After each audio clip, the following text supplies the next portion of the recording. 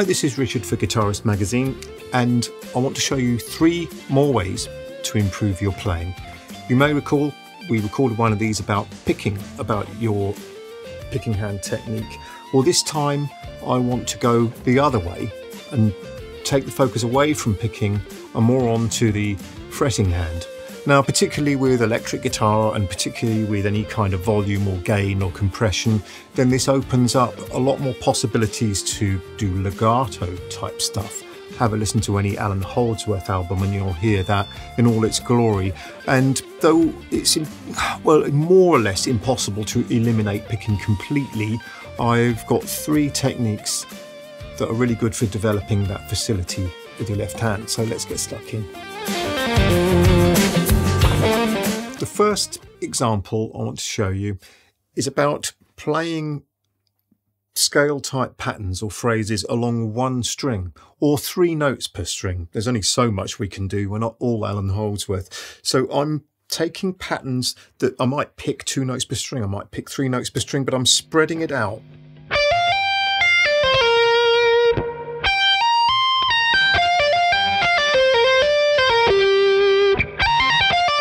This isn't about playing fast per se, though it is very useful for that, but it is quite nice to give you a way of doing a run into a note, perhaps the way a sax player might into a single note, like this.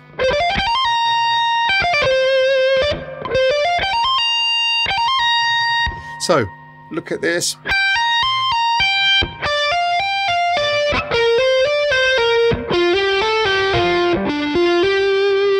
It's a combination of shape 1 and shape 2 minor pentatonics, though you don't need to look at it like that if you don't want to.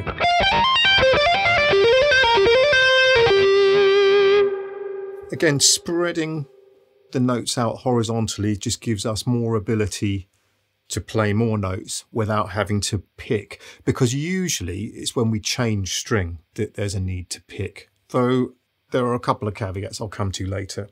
So that's my first example, playing along the string, picking only the first note.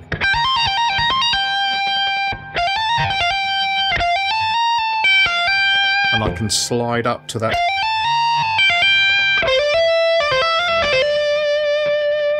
So you can see what's going on there. It's about developing the strength. You don't need super low strings and, beg your pardon, super light strings in the low action. I mean, that can be quite seductive, but then it can limit your options. It can limit your sustain and tone. So I'd say fairly standard action and standard gauge strings. You should be able to develop the strength to do that fairly easily. Example 2. I can pretty much eliminate the picking. I usually start with a pick note, but this is a 3 note per string. And when across the strings, I'll just hammer on hard enough to get the whole thing started. So I'll play a lick up to some kind of speed and then I'll break it down. So if I...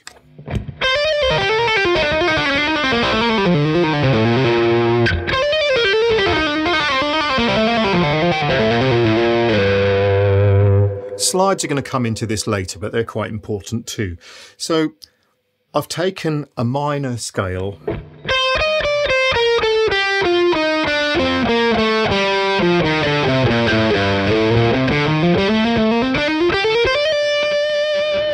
Now, if I were to play an ascending phrase, I'd find myself wanting to pick every string.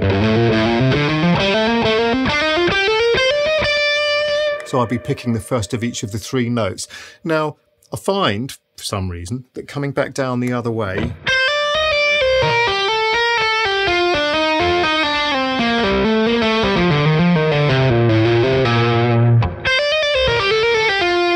I can change over to the next string and hammer on without picking. So it is quite a good way of generating the sort of energy needed in the string purely by bringing your fretting hand off. And hammer-ons and pull-offs. Hammering on, yeah, absolutely, that's quite a representative name. But pull-offs, well, they're not lift-offs. I'll come off slightly sideways.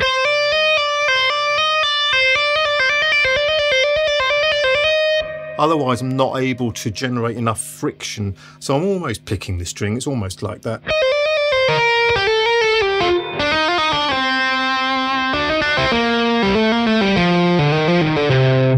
3 notes per string again, and I'll just reiterate that.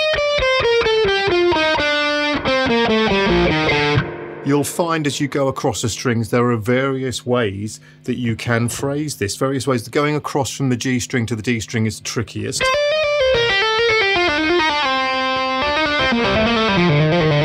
I usually get away with sliding, but you could. And you're staying in the box. But I think the thing that's nice about this is the ability to slide between the positions. Now, I'll also reiterate that this isn't about playing fast necessarily. That's a real Vai Satriani type lick, I suppose, that I'm playing, but you could.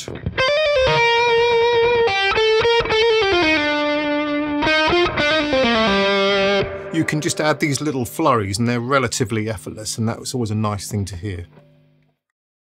For our third and final example, I believe I mentioned using slides earlier, and now's the time to get into that.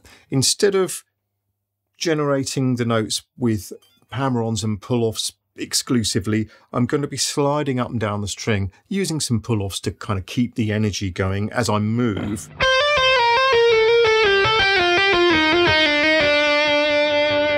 I mean, you need to be confident of what it is that you're trying to do, and you develop the muscle memory to do the spacing. In theory, I nearly nailed that.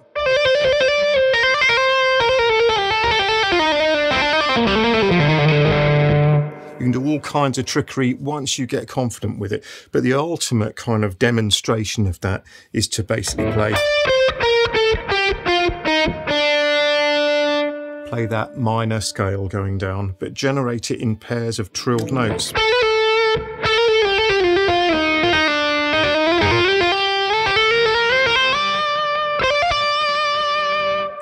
Again, these are designed not so that you can do some massive run going up and down, but it's a great way of changing position, of having a different tonal colour as well. It's just meant to be incorporated into your regular playing rather than replacing anything. So there are 3 things which you can incorporate into your playing which don't require a lot of picking.